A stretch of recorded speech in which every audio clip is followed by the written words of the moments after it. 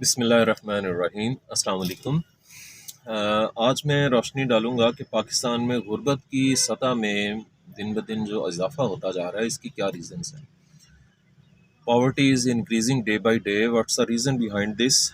اس میں سب سے پہلی وجہ یہ ہے کہ آبادی کا دباؤ۔ پاکستان کی آبادی بہت زیادہ ہے۔ پاکستان میں اس ٹائم کروڑوں لوگ غربت کی لائن سے نیچے زندگی گزار رہے ہیں، جن کی روزانہ کی انکم $1 یا $2 سے کم ہے، اور ان کو روزانہ کی 2550 کیلریز سے کم ان کو ڈائٹ مل رہی ہے۔ تو اس کی سب سے بڑی وجوہات میں سے ایک وجہ یہ ہے کہ آبادی پاکستان کی بہت زیادہ ہے۔ اس ٹائم 23 کروڑ 20 لاکھ لوگ پاکستان میں موجود ہیں، اور پاکستان کی مؤثر آبادی افیکٹو پاپولیشن صرف 7.5 کروڑ ہے، یعنی کہ ایسے لوگ جو اکنامک ایکٹیویٹیز میں اپنا رول پلے کرتے ہیں، اس کو افیکٹو پاپولیشن یا مؤثر آبادی کہا جاتا ہے، وہ صرف 7.5 کروڑ لوگ ہیں۔ تو پاکستان دنیا میں 5واں بڑا ملک ہے آبادی کے لحاظ سے، اور جبکہ ہمارے وسائل کم ہیں، ہم ایگریکلچر کنٹری ہونے کے باوجود باہر سے زرعی اجناس، پیاز، ٹماٹر، فروٹس، ادرک، لہسن، اس طرح کی چیزیں، دالیں، گھی، کوکنگ آئل میں استعمال ہونے والے بیج اور آئل وغیرہ جو ہیں، اس طرح کی چیزیں باہر سے امپورٹ کرتے ہیں۔ اسی طرح استعمال کرنے والی بے شمار چیزیں، آئل، پھر اور ڈیلی استعمال کی بے شمار چیزیں ہیں، گاڑیاں، موبائل، ایکسٹرا سا، یہ ہم امپورٹ کرتے ہیں۔ تو یہ بڑھتی ہوئی آبادی جو ہے، ان کو ان کی ضروریات کو پورا کرنے کے لیے ہمیں یہ امپورٹ کرنی پڑتی ہیں۔ تو آبادی جو ہے جب وسائل سے زیادہ ہو تو پھر یہ غربت کا باعث بنتی ہے۔ جی، اس کے بعد آ جائیں نمبر 2، ملکی داخلی صورتحال، ڈومیسٹک انٹرنل سچویشن۔ جی، یہ ایک ریزن ہے پاورٹی کی۔ پاکستان کے انٹرنل حالات ایسے ہیں کہ پاکستان میں پولیٹیکل سٹیبلٹی نہیں ہے، پولیٹیکل انسٹیبلٹی ہے، لا اینڈ آرڈر کی سچویشن بہتر نہیں ہے، دہشت گردی کے حالات کبھی سیویئر ہو جاتے ہیں، کبھی ٹھیک ہو جاتے ہیں، کبھی پارشلی کریٹ ہو جاتے ہیں۔ تو جس کی وجہ سے فورن انویسٹمنٹ ملک کے اندر نہیں آتی، بلکہ ملکی انویسٹرز بھی اپنا پیسہ لے کے دوسرے ممالک میں چلے جاتے ہیں، اور پاکستان میں یہ کافی ہو چکا ہے۔ پاکستانی کئی سالوں سے اپنا پیسہ لے کے تو بنگلہ دیش، دبئی، یورپ، امریکہ، تو ان ممالک میں، افریقہ کے ممالک میں اپنا پیسہ لے جا کے وہاں پہ انہوں نے فرمز لگا لی ہیں، وہاں بزنس کر رہے ہیں۔ اور غیر ملکی انویسٹرز نے جب آنا ہوتا ہے تو وہ چیک کرتے ہیں کہ ملک میں امن و امان کی صورتحال کیا ہے، پولیٹیکل سٹیبلٹی ہے۔ ایسا نہ ہو کہ گورنمنٹ چینج ہو اور نئی آنے والی گورنمنٹ جو ہے وہ ایگزسٹنگ جو ٹیکس پالیسیز ہیں، سبسڈیز ہیں، دوسری پالیسیز ہیں، ٹریڈ پالیسیز ہیں، ان کو چینج کر دے۔ تو وہ اس انسرٹینٹی کی وجہ سے وہ ملک میں انویسٹمنٹ نہیں لے کے آتے۔ تو جب ملک کے اندر انویسٹمنٹ نہیں ہوگی، انڈسٹریلائزیشن نہیں ہوگی، سروسز دینے والے ادارے نہیں بنیں گے، تو عوام کو وہ چیزیں کم ملیں گی، مہنگی ملیں گی، تو ان کی غربت میں اضافہ ہوگا۔ تو اسی طرح جب فورن انویسٹمنٹ نہیں آئے گی ملک کے اندر، ڈالرز نہیں آئیں گے، تو جاب اپرچونیٹیز نہیں کریٹ ہوں گی، تو اس کی وجہ سے بھی جو ہے وہ ان امپلائمنٹ کی صورتحال، اور اس کی وجہ سے لوگوں کی جو ہے وہ پورنس میں اضافہ ہوتا ہے۔ جی، اس کے بعد تھرڈ ریزن ہے زرعی پسماندگی یا ایگریکلچر بیکورڈنس۔ جی، پاکستان کا زراعت کا شعبہ جو ہے بہت بڑا شعبہ ہے، بہت زیادہ لینڈز ہیں۔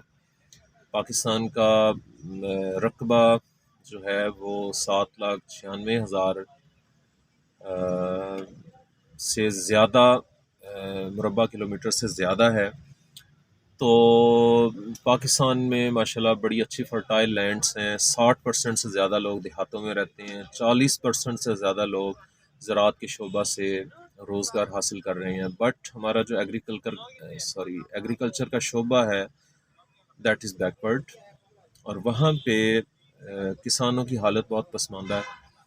فرٹیلائزرز بہت مہنگی ہیں، پیسٹیسائڈز مہنگی ہیں، زرعی مشینری مہنگی ہے، ایگریکلچر زرعی لونز لینے ہوں تو وہ آسانی سے نہیں ملتے، ہارڈ کنڈیشنز پہ ملتے ہیں، اور کنڈیشنلٹیز ٹف ہوتی ہیں، شرح سود زیادہ ہوتا ہے، اور اپروچز کی بنیاد پہ لونز ملتے ہیں، جس کی لنکس نہیں ہوتے ان کو لونز نہیں ملتے۔ مارکیٹنگ سسٹم بہتر نہیں ہے، کسان کو اپنی اگائی ہوئی فصل جو ہے اس کا ریٹرن ریزنیبل نہیں ملتا، جس کی وجہ سے ایگریکلچر سیکٹر میں جو دیہاتی ایریاز میں لوگ رہتے ہیں وہ پور ہیں، اور ایگریکلچر سیکٹر میں رہنے والے لوگ، دیہاتوں میں رہنے والے لوگ زیادہ پور ہیں ایز کمپیئر ٹو شہروں میں رہنے والے لوگوں سے۔ تو زرعی پسماندگی جو ہے that is the biggest reason.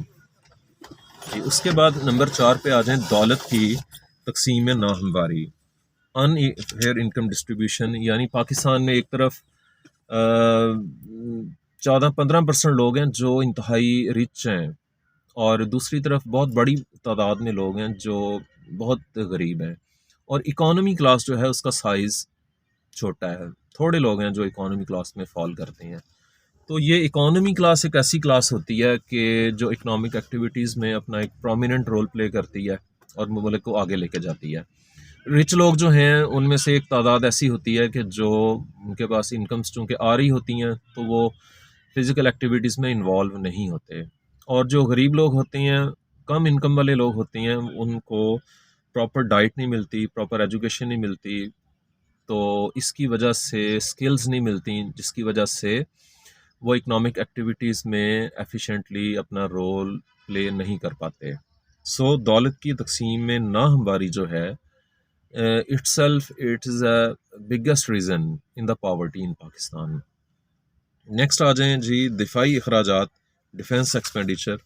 دفاع کے لیے ہمیں ایک بہت بڑی رقم خرچ کرنا پڑتی ہے، اور چونکہ انڈیا ہمارا اینیمی ہے، اس کی طرف سے ہمیں تھریٹس رہتے ہیں، تو اب ہمیں اپنا دفاع کرنے کے لیے ایک جینون نیڈ ہے، تو دفاع کے لیے ایک بڑی اماؤنٹ جو ہے بجٹ میں وہ ایلوکیٹ کرنی پڑتی ہے دفاعی سیکٹر میں، ویپنز خریدنے کے لیے، پھر آرمڈ فورسز ہیں ان کے جو اخراجات ہیں ان کو فلفل کرنے کے لیے، ان کی پینشنز کے لیے، تو بجٹ میں پھر باقی رقم جو ہے وہ کم بچتی ہے کہ عوام کے ترقیاتی منصوبے جو ہیں ان کو چلایا جا سکے، ملک کی ویلفیئر پہ پیسہ خرچ کیا جا سکے۔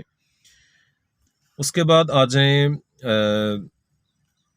پاکستان نے جو لون لیا ہوا ہے اس کی واپسی کے لیے جو رقم پاکستان ہر سال ایلوکیٹ کرتا ہے، یہ سب سے پاکستان کے جو بجٹ میں اخراجات ہیں اس میں ٹاپ لیول پہ یہ جو ہم نے لونز لیے ہوئے ہیں اس کی بما سود واپسی پہ جو رقم ہم ایلوکیٹ کرتے ہیں۔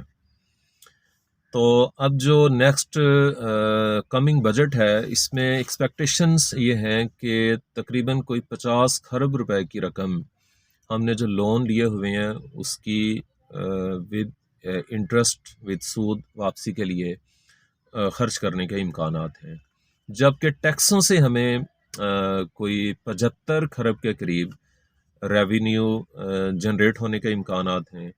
اس کے بعد نان ٹیکس سورسز سے گورنمنٹ 9-10 کھرب روپے اکٹھا کرے گی، پھر گورنمنٹ کا بجٹ جو ہے وہ 100 کھرب پلس کا بنے گا، یعنی کہ گورنمنٹ کے سالانہ ایکسپینڈیچرز جو ہیں وہ 100 کھرب روپے سے زائد کے ہوں گے، جبکہ گورنمنٹ کی ٹوٹل انکم جو ہے ٹیکس اور نان ٹیکس انکم وہ 85-90 کھرب روپے سے کم ہونے کے امکانات ہیں۔ تو پھر یہ جو ایک فسکل ڈیفیسٹ ہے اس کو فل اپ کرنے کے لیے گورنمنٹ کو اگین لون لینا پڑے گا، ڈیفیسٹ فائنانسنگ کرنی پڑے گی، انٹرنل لون لینا پڑے گا، فورن لون لینا پڑے گا۔ تو یہ جو ہم بجٹ میں 50 کھرب کی رقم جو آلریڈی قرض لیے ہوئے ہیں اس کو واپس کرنے کے لیے خرچ کریں گے اور اس کے اوپر سود، تو باقی خود سوچیں کہ باقی پھر ہمارے پاس کتنے پیسے بچے کہ جس کو ہم اپنے ترقیاتی اخراجات کے لیے خرچ کریں گے، ہیلتھ کے لیے، ایجوکیشن کے لیے، روڈز کے لیے، ڈیمز بنانے کے لیے، اور مختلف ویلفیئر کے جو پروجیکٹس ہیں ان کے لیے ہم خرچ کریں گے، تو وہ بہت تھوڑے پیسے ہوتے ہیں۔ تو یہی وجہ ہے کہ پاکستان میں جو غربت ہے اور عام لوگوں کی ویلفیئر کے جو پروجیکٹس ہیں اس کے لیے بجٹ میں پیسے ہی بہت کم ہوتے ہیں۔ جی، نمبر نیکسٹ ہے یوٹیلیٹی چارجز میں اضافہ۔ پاکستان میں جو یوٹیلیٹی چارجز ہیں ان میں اضافہ ہوتا جا رہا ہے. یہ بجلی کے بل، گیس کے بل، ٹیلی فون، تو یہ جو چارجز ہیں یہ مطلب رچ لوگ جو ہیں ان کو تو کوئی اس کا فرق نہیں پڑتا، لیکن جو کم انکم والے لوگ ہوتے ہیں، بلکہ آج کل اکانومی کلاس کے لوگ جو ہیں وہ اس سے بری طرح ہٹ ہو رہے ہیں. تو ان کی انکم کا ایک پرومیننٹ حصہ جو ہے وہ ان یوٹیلیٹی بلز کی ادائیگی میں نکل جاتا ہے، تو باقی ان کی سیونگز بہت کم ہے. تو سیونگز جو ہیں کم ہیں، تو اس کی وجہ سے ان کی مزید وہ کوئی ایسٹس وغیرہ نہیں بنا پاتے، اور لوگوں کی غربت جو ہے اس میں اضافہ ہو رہا ہے. اور اس میں یہ بتا دوں کہ سیونگز جو ہیں یہ کم از کم 20 سے 25% ہونی چاہیے. یہ ریکمینڈڈ ہے کہ ہر ملک میں آن ایوریج 20 سے 25% سیونگز ہونی چاہیے اگر آپ نے اکنامکلی گرو کرنا ہے، جبکہ پاکستان میں جو ہے وہ 13 سے 14% ہیں. تو جو رچ کنٹریز ہیں وہاں پہ سیونگز 50%، 55% تک بھی ہیں. جی نیکسٹ آ جائیں کہ ساختمانی انتظامات، سٹرکچرل ارینجمنٹس. جی اس سے مراد یہ ہوتی ہے کہ I M F, World Bank جب ہمیں لون دیتے ہیں تو ساتھ اپنی کنڈیشنلٹیز امپوز کرتے ہیں. کنڈیشنلٹیز کیا ہوتی ہیں کہ جی آپ اپنے اداروں کو پرائیویٹائز کریں. جس طرح ریسنٹلی آئی ایم ایف کی ٹیم اسلام آباد تھی اور انہوں نے لون دینے کے لیے کنڈیشنلٹیز امپوز کی ہیں کہ آپ اسٹیل مل کراچی کو پرائیویٹائز کر دیں، فرسٹ وومن بینک کو پرائیویٹائز کر دیں، کچھ اور اداروں کو پرائیویٹائز کر دیں، یوٹیلیٹی بجلی کے بلز جو ہیں وہ بڑھا دیں، سلیب ختم کر دیں، اور یونٹ ریٹ جو کم انکم لوگوں کے لیے سستا ہے وہ تمام کے لیے ایکول کر دیں، مہنگا کر دیں. گیس کے ریٹس بڑھا دیں، ٹیکس بڑھا دیں، تو سبسڈیز کو کم کر دیں، ختم کر دیں ایگریکلچر سیکٹر پہ خاص طور پہ. تو یہ وہ سٹیپس ہیں کہ جن کا امپیکٹ کم انکم والے لوگوں پہ آتا ہے، اور وہ لوگ جو ہیں وہ مزید غریب ہوتے ہیں، اور جو اکانومی کلاس کے لوگ ہیں وہ بھی ایون اس طرح کے امپیکٹس آنے کی وجہ سے وہ پاورٹی لائن میں آ جائیں گے، اور یہ ایک ریزن ہے. اس کے بعد آ جائیں نمبر 8، غیر ترقیاتی اخراجات میں اضافہ.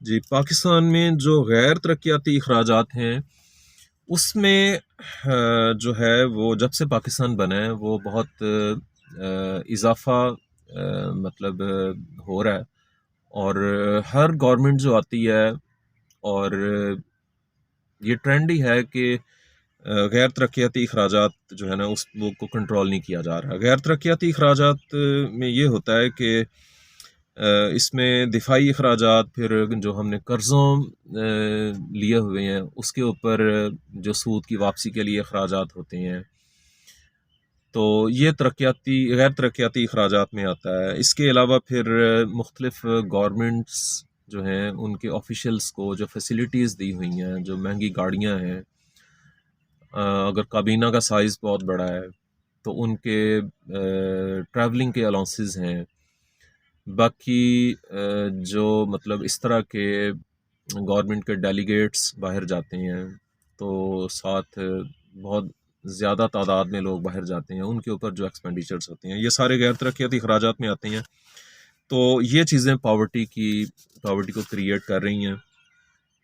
تو جی نیکسٹ اس کے بعد ہے کہ ہمارا جو گورننس سسٹم جو ہے ہمارا وہ پور گورننس ہے. تو عام آدمی جو ہے اس کو قانون سازی میں اس کی پارٹیسپیشن کوئی نہیں ہے، اس کی رائے نہیں لی جاتی، تو انصاف دینے کا سسٹم جو ہے وہ اس میں ڈیلے ہے، لوگوں کو انصاف پراپر ٹائم نہیں ملتا، ٹائم پہ نہیں ملتا. تو گورننس جو ہے اس میں یہ ہے کہ پولیس کا ڈپارٹمنٹ، باقی مختلف ادارے اپنا رول جو ہے وہ پراپرلی پلے نہیں کر رہے. Thank you very much.